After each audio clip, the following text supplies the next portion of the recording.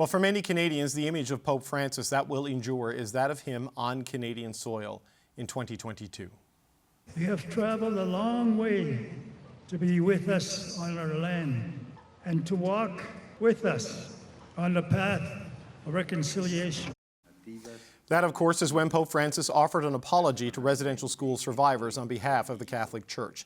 This gesture was a result of the effort by many advocates and residential school survivors like Phil Fontaine, who traveled to the Vatican seeking an apology first in 2009, which was denied, and again in 2022.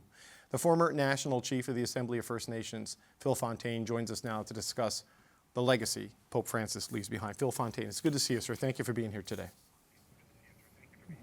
Thank you. What was your reaction today when you heard the news? Well, it was quite early in the morning for me, and but I wasn't entirely surprised that Pope Francis was gone, and it gave me an opportunity to reflect on a special moment that was presented to us, survivors and families that were invited to a private audience with His Holiness. And I was struck by how humble he was, compassionate, and listened intently and carefully to what 15 of us survivors that were invited into this private audience had to say, and then made a commitment to us that in the general audience he would offer a more fulsome statement that would then be taken to our homeland here in Canada, where he would extend the apology that you offered us in the general audience at the Vatican. You know, you met with two popes seeking that apology, Phil Fontaine, Pope Benedict and later Pope Francis. Denied by one, but given by the other. I mean, what did it mean to have Pope Francis come here and make that apology more broadly that he promised you? Well, first of all, I wouldn't discount or dismiss the what some have described as a failure to convince Benedict XVI to apologize to us, because what he did do was express his very serious regrets to what had the harms and injuries that had been inflicted on innocent children. That particular invitation to a private audience actually opened the door to this much larger, momentous occasion with Pope Francis.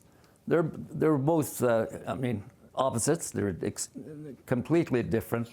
As I indicated, Francis was a humble and compassionate individual that understood the depth and breadth of the harms and injuries that had been inflicted on innocent children by people of the Catholic Church that ran these residential schools. And it was an incredible moment for us to that we were able to share with our families and our communities.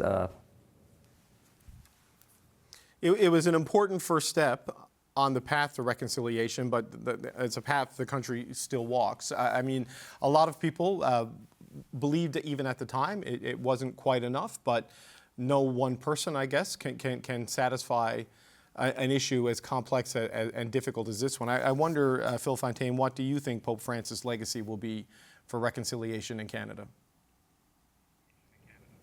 Well, you're absolutely right. Words aren't enough, but the commitment to walk this path of reconciliation with us, that must be based on truth, was a very serious commitment that he had made to us. And he fulfilled that commitment when he traveled to Muscogees and then to the Commonwealth Stadium, then to Lac Saint Anne, and then to Quebec, and then to the north. He was committed. It was pretty obvious to to most that he was committed to the path of reconciliation, and he understood that true reconciliation could only be achieved by exposing the truth of our experiences.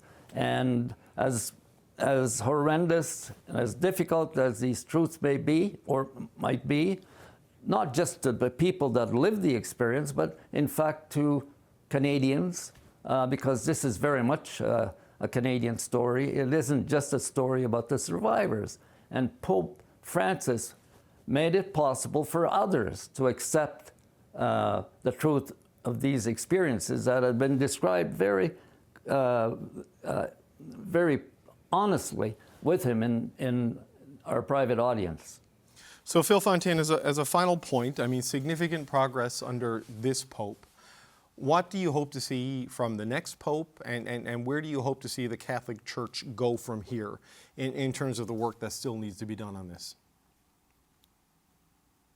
Well, my hope is that they will elect at this next conclave a Pope just as progressive, if not more progressive than Pope Francis, and that it will be very difficult, even if they don't succeed in that, it'll be very difficult for the Catholic Church and its various entities to veer from this path that had been set by Pope Francis, this clear path to true reconciliation and the healing that will result from hearing the truth, that will lead, that will bring us to a place where people can begin living their lives as whole people, not as fractured individuals and fractured communities, fractured relationships with the Catholic Church and our people. Phil Fontaine, former National Chief of the Assembly of First Nations, we always appreciate your time, sir. Thank you for being with us on this important day. Thank you, sir.